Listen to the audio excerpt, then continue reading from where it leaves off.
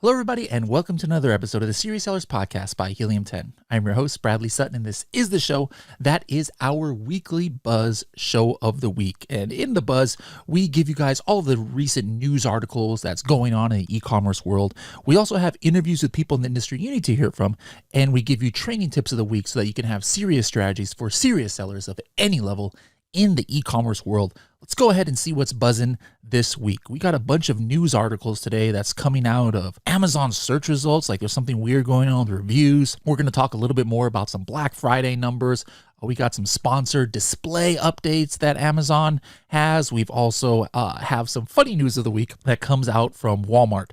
We've also got some Walmart kind of strategy that Carrie is going to give us, a strategy that lets you know if somebody is maybe hijacking your listing in a marketplace that you're not even selling. And we've got our latest invitation to this month's Bigger, Better launch. Let's go ahead and hop right into the news. Our first article today actually comes from me, or actually just LinkedIn here. This is a post from my LinkedIn over here. Now, it was a screenshot that I saw in the search results. Now, the curious thing was, do you guys notice anything? I have it circled right here for those watching on YouTube, but a couple days ago, Amazon started putting, maybe it says as a test, but like the decimal place number on the reviews. Now, this to me is interesting. Now, this just happened to be the exact page that I discovered this on, but take a look here.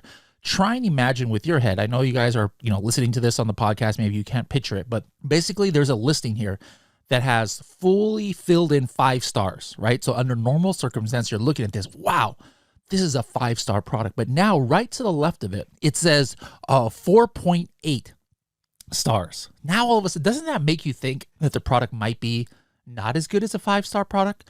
Take a look at the one in the middle. The one in the middle, I think, is just kind of like business as usual. It has like a 4.5 star, or maybe actually not business as usual. Let me take that back. It pictures 4.5 stars, all right? 4.5 stars here. But then if you look at the decimal place, it says 4.7. Now, to me, this makes this product look a little bit better. Like in my mind, if I would have just seen the 4.5 stars, I'm like, hey, this is a 4.5 star product. Pretty cool. But now all of a sudden it says 4.7. In my mind, I'm like, man, this is almost 5 stars, all right? And the third product here that I have pictured, it is something that has 4 fully filled in stars. So normally you might be like, man, that's borderline. You know what? I really like 4.5 stars or more, but 4 stars, I can live with that. But when I look at the decimal place that it pictures, or it says right here, it says 3.9 stars. So I don't know about you guys, but for me, I'd be like, you know what? 3.9, so I'm not going to get a 3-star product, So like this, to me, this really changes the game. If Amazon goes with this, it could be just a 1-day test, and by the time you're watching this, everything's back to normal. Who knows? But it's be something interesting to look at. What is your opinion on that? If you guys have seen that out there in the wild and you're watching this on YouTube, let me know in the comments below what you think. Do you think it's a good move, bad move? Let me know. Next news article of the day is something that came out last week from Amazon. It says all multi-channel fulfillment, or MCF orders, are now shipped in unbranded packaging. I believe before Amazon would charge for this, and you couldn't guarantee it they couldn't guarantee it in every circumstance. But now they're doing it unbranded packaging at no additional cost. So this might be like, let's say you're trying to drop ship, and the marketplace that you're on allows drop shipping, but they don't allow Amazon packaging. Well, this could be a way to get it where it's not being delivered with Amazon packaging on it. The next article today is from CNBC, is from last week, and just talked about a little news blurb from Amazon talking about how Amazon touts record sales over holiday shopping weekend. All right, so Amazon said that they had record from Thanksgiving Day that ended on Cyber Monday. So it's very interesting. They don't give exact numbers, but they did say that independent businesses selling on Amazon surpassed $1 billion in sales during the Thanksgiving holiday shopping weekend. So this was up, and I'm just curious about you guys. Now that the dust has kind of settled, did you guys have a record-breaking Black Friday to Cyber Monday? Let me know in the comments below. Switching marketplaces now, there is an e-commerce Bytes article that is entitled Etsy Advises Shoppers to Search by Estimated Arrival Date. So this is interesting because Etsy emailed a bunch of buyers and said, hey, use in the search results the filter for estimated arrival to make sure things are getting there on time, all right? So it allows you to choose between like December 8th, December 15th, or a custom date on the filter. So why this is important for those of you like myself who are selling on Etsy, you need to make sure that in your shipping settings that the accurate time is displayed. Like sometimes shipping, like platforms like overestimate the shipping. So like, that you're shipping priority mail or something like that, or 3-day select with UPS, let's just say. But for some reason, due to your settings, it might show that it's going to take a week and a half to deliver. Well, you could be losing potential sales for the people who are now using this filter, trying to make sure they get things by Christmas time. All right. So just something to keep in mind if you are selling on Etsy. Next article is actually from Amazon itself. It's entitled Sponsor Display Expands Portfolio Functionality. And so basically, real quick, this allows you guys to use this VCPN, or in other words, cost per thousand viewable impressions campaign. Now you can, on these kind of campaigns, you can use them in your portfolio. So let's say you have portfolios with just your regular sponsored product campaigns. You can now put this type of sponsor display campaigns into those campaigns. Now, me personally, I've never even heard of VCPM campaigns for sponsor display, so let alone use it. So I'm just curious, anybody using these kind of campaigns? Well, let me know in the comments if you're using it. And if you are, you can go ahead and now group them with your other campaigns that all go to a certain product so you can have some better visibility. Next article here, also from Amazon. It's entitled 3 new listing or product listing attributes will be mandatory in December. Now, this is starting real quick on December 8th. We announced this or talked about this a little while back, like a month ago. Amazon announced that this was coming, but they changed it. All right. So now the size name is now removed as a mandatory attribute. And there's 2 new product types that have been added. So color name is one of them, product description, and then there's like this drop down of all these like different things, and then department name. All right. Now this is a little bit different than the last time we announced it because, Amazon changed it a little bit, but the reason why announcements like this, are important because you might think that those categories don't even matter, to your department. But what's been happening lately is Amazon makes a lot of these different fields mandatory for sellers in any department in a lot of cases. And what happens is if you don't have these filled in, Amazon might not even let you save your your listing. Or if you're using another tool, like Helium 10 Listing Builder, and you're not filling in these fields, you don't have them, we might not be able to update your listing for you until you get these changed. So make sure to go into your listings and fill these out if you haven't done so by December 8th. Next mini blurb is coming from Amazon as well. It's entitled Learn How to Group Your Buyer-Seller Messages into Cases. All right, so what happens is currently buyer-seller messages, they form like this thread, right, between the buyer and the seller. But now with the cases, you can now group messages based on order and topic. All right. So for more information, check out your Seller Central dashboard. I personally do way more FBA than FBM these days. So I rarely get buyer seller messages. To me, this is not a big deal. But those of you who are doing a lot of FBM, you get a lot of buyer seller messages. This might come in a little handy for you. The last article for today is just kind of like on the lighter side from Amazon/TikTok. This is from Dextero.com. It's entitled, Shopper Goes Viral Tricking Walmart into Letting Him Buy a Display That's Not for Sale. So what this fool did is he took this huge like statue, like display of, it was for some tequila brand, I think, Jack Daniels. All right. It was a humongous statue of Jack Daniels that like twice the size of his shopping cart. And he took this sticker from some other product and put it on there and tricked the employees, whether it's at Walmart or Meijer, there's some debate here, tricked the employees to go ahead and let him check out with the display. Obviously, this is illegal and this is dumb and he's an idiot. But it just got me thinking, there's a lot of you out there maybe who has had Amazon buyers try and do something similar. Like, has that ever happened to you? You sell them a product and then they like open it and then they say for whatever reason they have to return it. And then they stick in some random product instead, like that is, I'm like, who does that? Honestly, it's like Austin Powers movie. Who throws a bloody shoe? Like honestly, like who is doing this nonsense? But let me know if that's happened to you guys in the comments below on YouTube if you're watching this there. Like, has anybody returned a nonsense product, like filled up a box with stones or something and then returned it to Amazon and then left you a bad review? And if that's happened to you more than once, like, do you do anything to prepare or to protect yourselves from it? All right, that's it for the news this week. As a reminder, guys, just real quick, We have our upcoming Bigger Better launch where we give you guys advanced strategies that you should be using.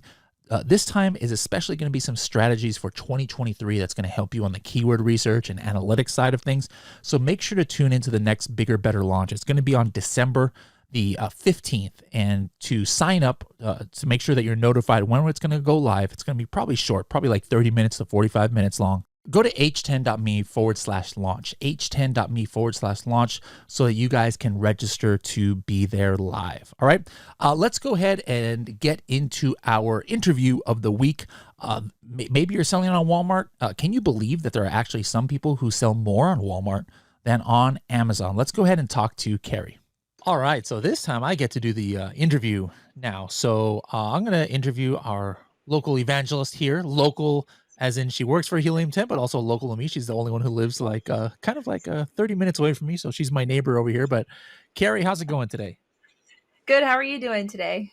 I'm doing just delightful. Now, you obviously are very experienced with a wide range of things. You've run a Mhm. very successful seven-figure Amazon business, but then in the last a year or so, you've started selling on Walmart, and that's your specialty here at Helium 10 is a lot of our Walmart tools. But just for first, from a personal standpoint, how have you been doing on Walmart? Because correct me if I'm wrong, but before you started working here at Helium 10, you never sold on Walmart, right? Right. Yeah. So I've been doing really well. I did launch a product on Amazon and it ended up just being really too expensive with PPC and just overall.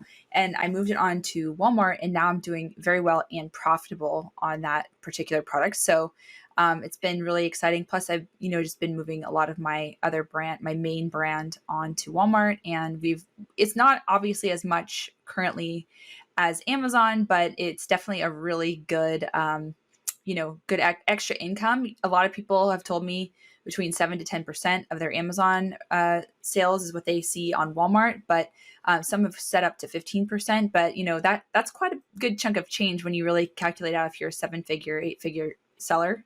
So yeah, there's a lot of good opportunity on Walmart. All right, that's cool. Now, like, what about you've been having more success. I need to get Project X and Project 5K. I know up better on Walmart, but how about other people you've talked to? You talked to so many people in the industry, through Mhm. elite members, Yeah. Serious Sellers Club. Any notes or any cases stick out where somebody said they've had recent success on Walmart? Yeah, there are two elite members that have actually told me they've surpassed the revenue that they make on Amazon on Walmart. So that's pretty amazing to me. So yeah, it's pretty exciting. A lot of them have started to really focus on Walmart one at a time. And, when you start focusing on a product and you actually put the effort into it, you'll see results. So it's pretty amazing, and I obviously talked to Michael, who's at Cellcord, and he'll put up somebody and they'll say, "Oh yeah, we sold 100,000 the first month on Walmart," or whatever it is. So there's quite a few really cool success stories, and but yeah, I've seen it mostly in the elite members that have taken the time to focus on optimizing their listing, and they've started to learn the pay-per-click advertising, and they're doing really well, especially because the products that a lot of us sell are pretty competitive on Amazon, so you'll see just higher profitability as well on Walmart, like I mentioned before. Cool, cool. That's good to know. That's kind of crazy. Like, I've heard of some people selling more on Walmart, but to hear now that more people are doing that, that's very interesting. So, Yeah. what are some maybe strategies now you can give Amazon sellers who haven't started selling on Walmart, or people who have but they're not seeing enough success? Like, what are some of the strategies you think these people who are having success, like yourself and these others, are doing that the people listening today should be implementing for their own business? The first thing is that they're following the listing guidelines, so they're optimizing their listing fully based on the guidelines. They're not keyword stuffing. Keyword stuffing will actually hinder you on your actual listing. So making sure that you're fully optimized, getting reviews. Now, this is a really challenging one because a lot of people have a hard time getting reviews, and there isn't really a follow up process with Walmart currently. So even if you're making a good amount of sales, they're not really following up with customers to ask for reviews, so you won't see them as much. So you can utilize different rebate services to get reviews. You can ask friends or family to give reviews, but those verified reviews will help you with your listing quality score, which will help you with ranking and just more exposure. And I think the last thing that I want to talk about is pay-per-click advertising. And a lot of people say, oh, I'm just going to start with an auto campaign and just start fishing, getting some keywords. But I highly recommend not doing that, because at this time, there is no negative targeting. So without the negative targeting, it's really hard for those to be very helpful, because you're just going to be losing a lot of money. So what I would suggest is going on Cerebro and Magnet and finding the exact keywords and just making a list of target keywords that you want to go after, and you'll see that you have a really good return. That's what I did. And then next year I have heard that Walmart is coming out with negative targeting, so you can start doing some auto campaigns then. But our keyword tools are so good that I have been able to be very successful utilizing keyword research, just putting that effort in. So I really think it's just effort, not just copying and pasting something over from Amazon to Walmart, but actually taking the time, and it's worth it. I mean, what if you make an extra $10,000, extra $20,000 or $30,000 a month? That's pretty substantial. So it's definitely worth it to do these little things that don't take a whole lot of effort, but will really pay off. Awesome. All right. Now, what about us here at Helium 10? We've been doing a lot of Amazon tools the last, couple of months, maybe nothing new lately on Walmart. Is that going to be how it's going to be? I know you can't give us the full details, but that's how it's going to be in 2023, or maybe a little something might happen. Yeah, there's some good stuff coming in 2023 we've been working on. I think they're game changer tools. So I can't say exactly what we're launching yet, but I'm very excited, and it's definitely some things that I've been asking for. And I think, we've had some elite members asking for these things, and I think everyone will be really happy with what we come up with. Awesome. All right. Well, thank you very much for coming on the other side of the microphone this time, Carrie, and I look forward to the interviews you do with other people next week. Yes, sounds good. Thank you. All right, next up, we've got a quick tip of the week. Something that was surprising to me was that there are actually sellers who are selling Project X products in marketplaces that we don't sell in. Our coffin shelf popping up in Amazon Japan. I guarantee for most of you out there, there are people who have taken over some of your listings, or maybe they're drop shipping, or maybe they're just selling counterfeit goods. But this is important because it could actually be showing up. If they get bad reviews, potentially it could show up on your US listing or whatever is your home marketplace. So Shivali is now going to show you guys how within 30 seconds, you can see all of the marketplaces that somebody might be selling one of your products in. What happens if I take a look at the marketplace section? This is interesting because this product is actually only sold in the US and the Mexican markets. But when I'm taking a look at this, I can also see that at some point it was listed in the Italian market, in the United Kingdom, as well as in Japan and Australia. So there have been, as well as Germany, actually. And there have been some units that are sold in other marketplaces that we didn't necessarily sell. This means if you use Marketplace for your own listing, you might be able to see which other marketplaces your product might be being sold in without your knowledge. This could identify as a hijacker or someone else, but it is something that you will want to stay on top of and be conscientious about. You also have the price point, 30-day sales, FBA fee, and whether or not there is a max quantity set, and the number of units that are left in that marketplace. All right, thanks for that tip, Shivali. I want you guys, every one of you, this is something that any level of Helium 10 can do as long as you've got the Chrome extension. Go to your product page and then run the Chrome extension and hit that tab that she showed you so that you can see which marketplaces people are selling your products in that you don't know about. And then let me know in the comments below which ones you found out. I'm curious as to which marketplaces somebody is selling your products in. All right, guys, that's it for this week's Weekly Buzz. I'll see you guys next week to see what's buzzing. Bye-bye now.